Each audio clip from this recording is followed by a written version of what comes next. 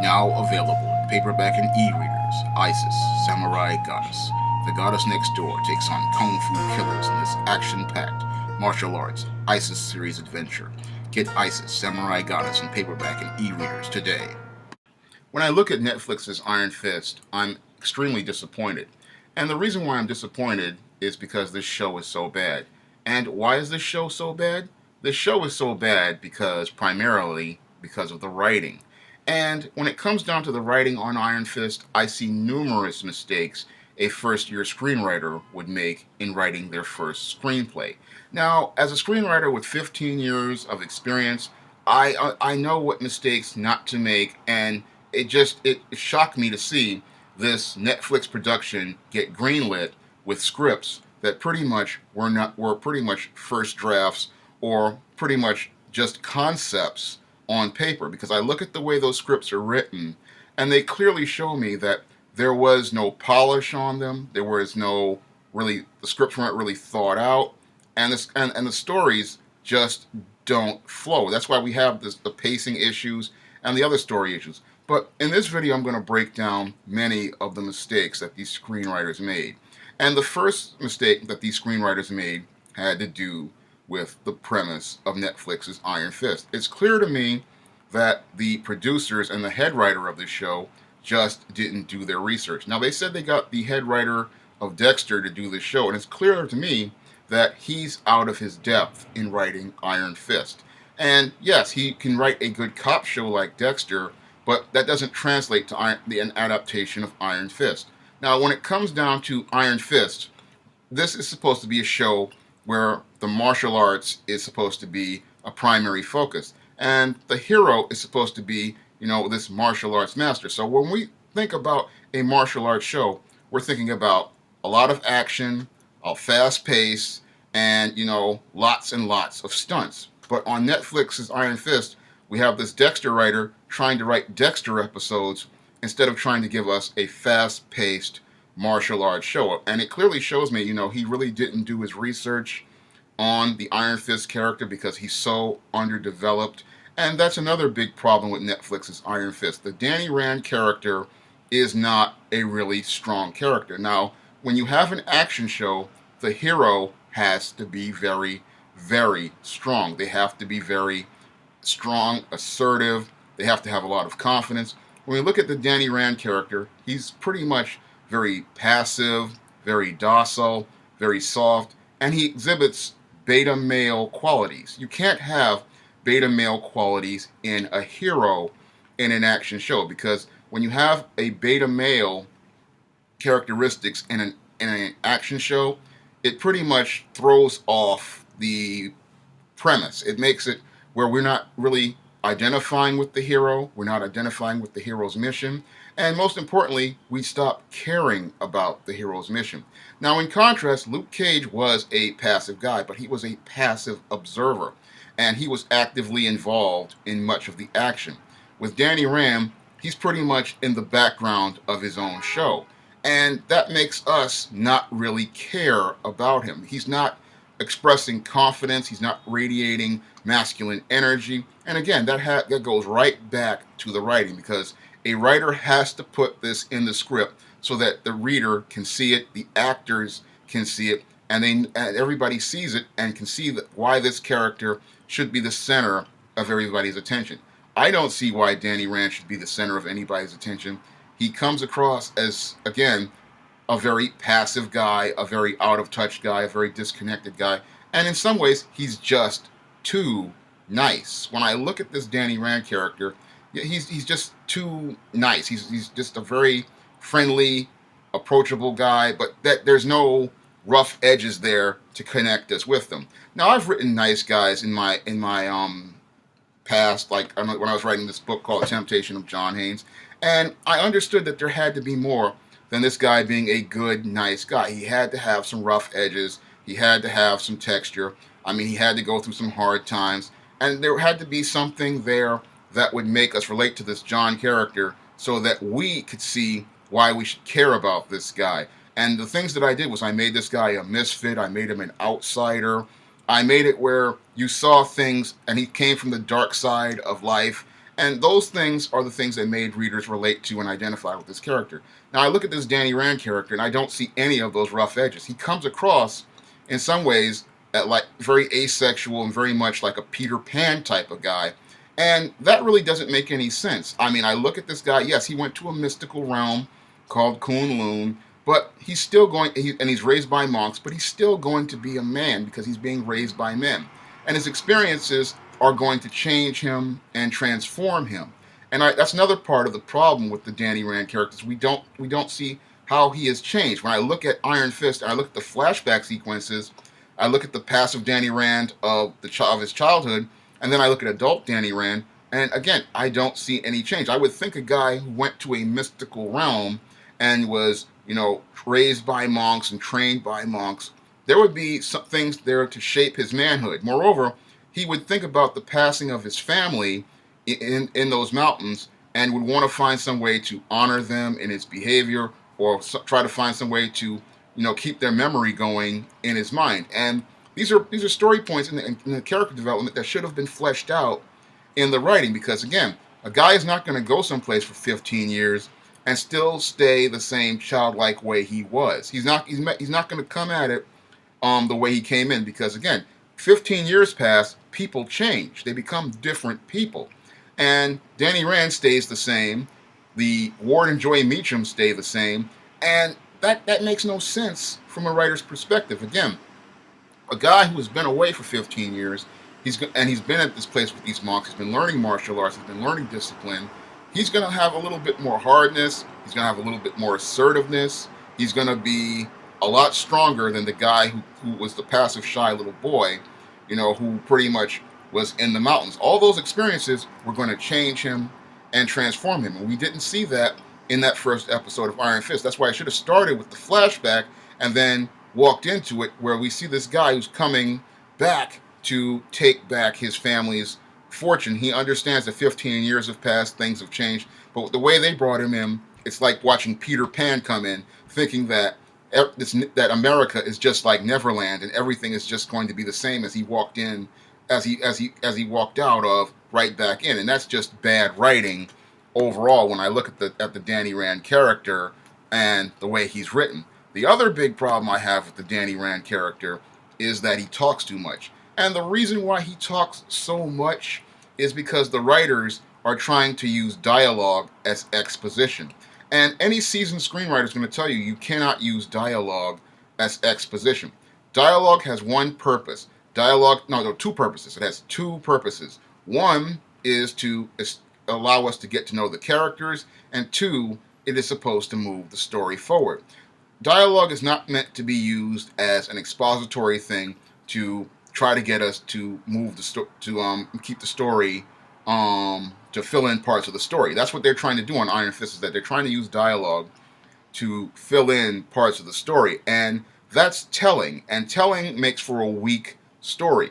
When it comes down to screenwriting and when it comes down to writing scripts, you have to understand that this is a visual medium, and you're writing words that need to be turned into pictures. And the writers on Iron Fist really don't understand that words have to be turned into pictures, and they think that these scenes where Danny Rand is sitting there talking to Joy Meacham about his life in Kunlun are interesting, but no, they are boring. And the reason why they are boring is because you are telling me something when you should be showing me things on screen.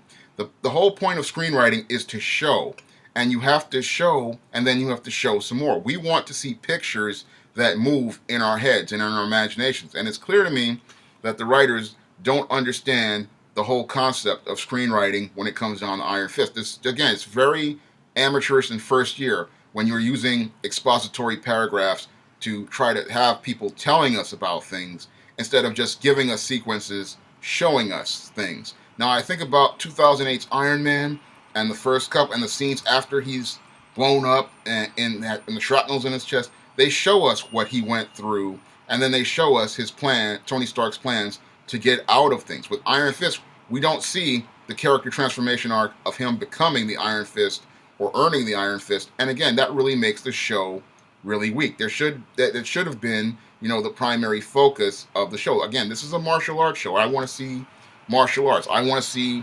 fast-paced action. I don't want to see expository sequences of people talking and reminiscing. That's a home video. That's not, you know, a television show. And that's one of the big problems with Iron Fist, is that it again tells parts of the story when it should be showing us those parts of the story in pictures. And when you're working in a visual medium, everything is about the pictures, everything is about the image, and that's a big problem with Netflix's Iron Fist, is that it tells instead of shows. And the other big problem with Iron Fist has to do with the bad guys. Now, Ward and Joy Meacham and the Meacham family, yeah, they're interesting, and the hand stuff it's all right, but none of this stuff really makes us care. And when you have a martial arts show, again, the bad guys are very important, because when you're doing a fantasy or science fiction or superhero type show, I usually start out with the bad guys, because the bad guys are important, because bad guys drive conflict, and conflict drives story when it relates to screenwriting.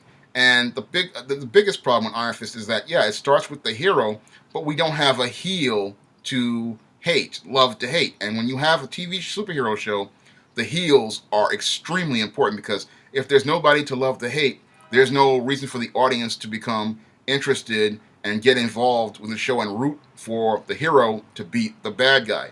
And you really need a good villain to make us root for. And Iron Fist does not give us that villain. Now, when I think of, martial arts movies that gave us a great villain, I think of The Last Dragon. Now, The Last Dragon came out in 1984. It starred martial artist Taimak and the singer Vanity. But the big star of the show that stole the movie was Julius Carry, who played the Shonuff, the Shogun of Harlem. And everybody remembers Shonuff because he was a bold, very dynamic villain, and he captured your attention almost immediately by his attitude, his presence, his swagger.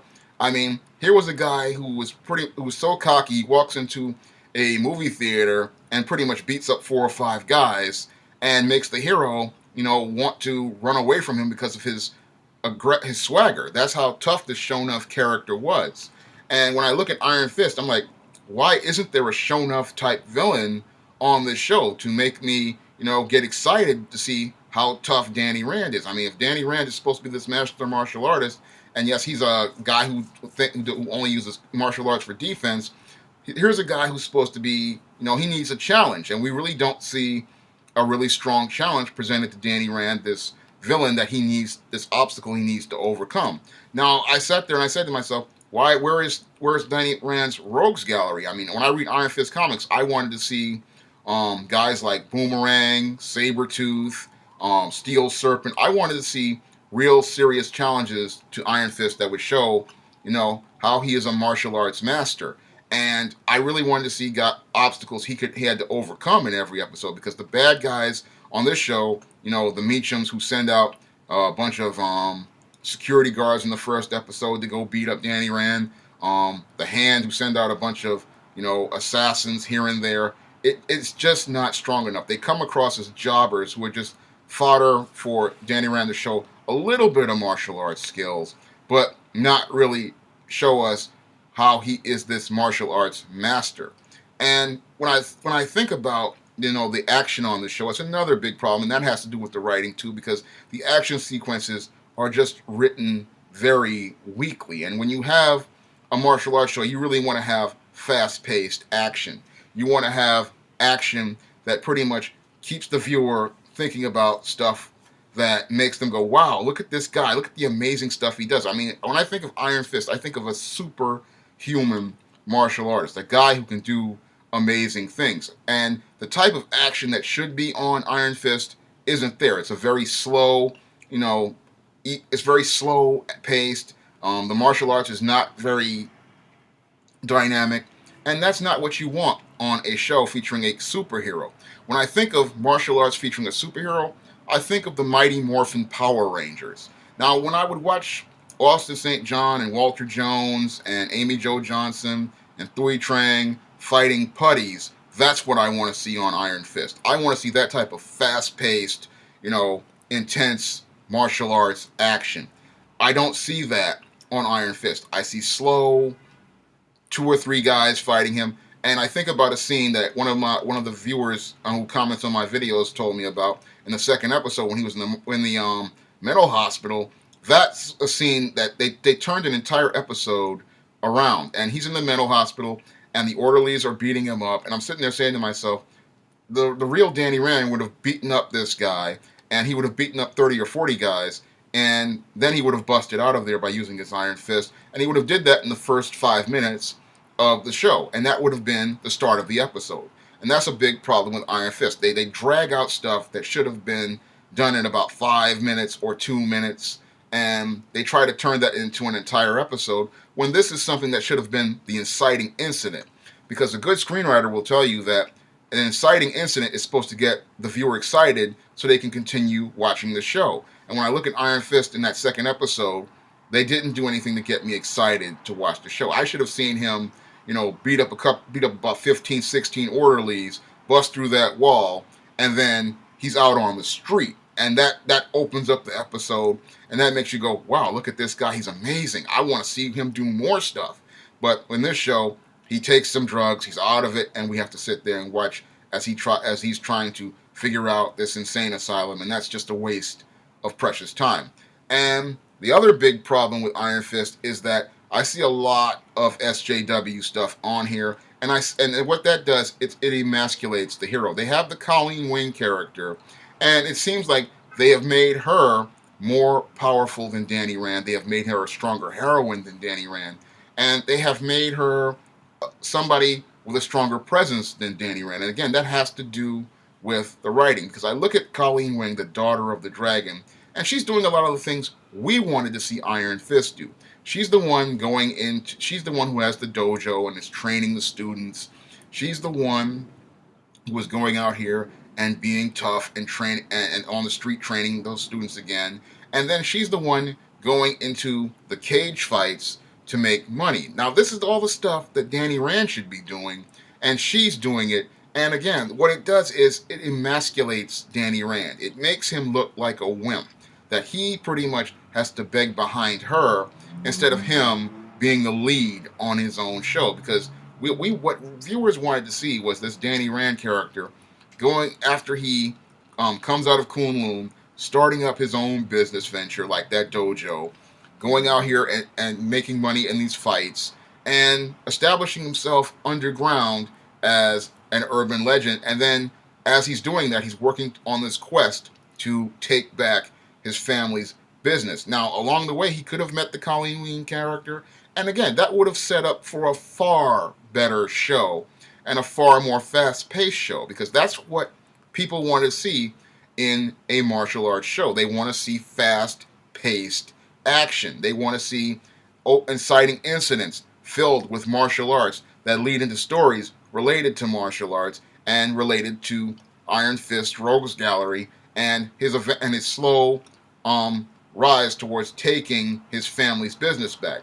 But what we see on this show is, in 3 episodes, he automatically, instantly gets his entire family's fortune back, and he's just everything is just given to him. He doesn't earn anything, and that's another big part of what's wrong with Iron Fist, is that there is no hero's journey. I mean, what makes a hero great is that they go on this journey where they transform, and this is another big problem with Iron Fist. We don't see that character transformation arc where this guy goes on this journey, and it's like full circle. He starts out this shy millionaire, and then he goes to Kunlun, and then as he goes through this process, he eventually comes back to take his family's fortune, and then he becomes a leader. And that's what people wanted to see on an Iron Fist show, but we didn't get that. We got really jumbled writing, we got really disorganized writing, and we see it up on the screen of every episode of Netflix's Iron Fist. We see a show that is very slow, very hard to watch, has lots of expository sequences, has underdeveloped characters, and has storylines that pretty much go nowhere. And some people say that this is because the show is rushed, and I believe that it was rushed, because I look at the writing and I look at the way the storyline are set up, the way the characters are set up, and it's clear to me that if that there was no time taken in the research. There was no time taken with laying down the outlines for the story. There was no time taken with the outlines for the premise. And there was no real time taken to really develop these characters to give them some depth, some texture, some layers, and really make for a rich, multi-dimensional experience the way Netflix's Luke Cage was. And when I look at the writing on this show, it's not giving anybody any incentive to watch season 2, because I look at all the mistakes that were made in laying the foundation, and why would anyone want to care to watch a season 2? Because that's the big question that was not answered, and you have to answer that question when you're writing a screenplay, because the 3 core questions a screenwriter has to ask are who is the main character, what do they want, and most importantly, why should we care? And Netflix's Iron Fist just doesn't give you a reason to care.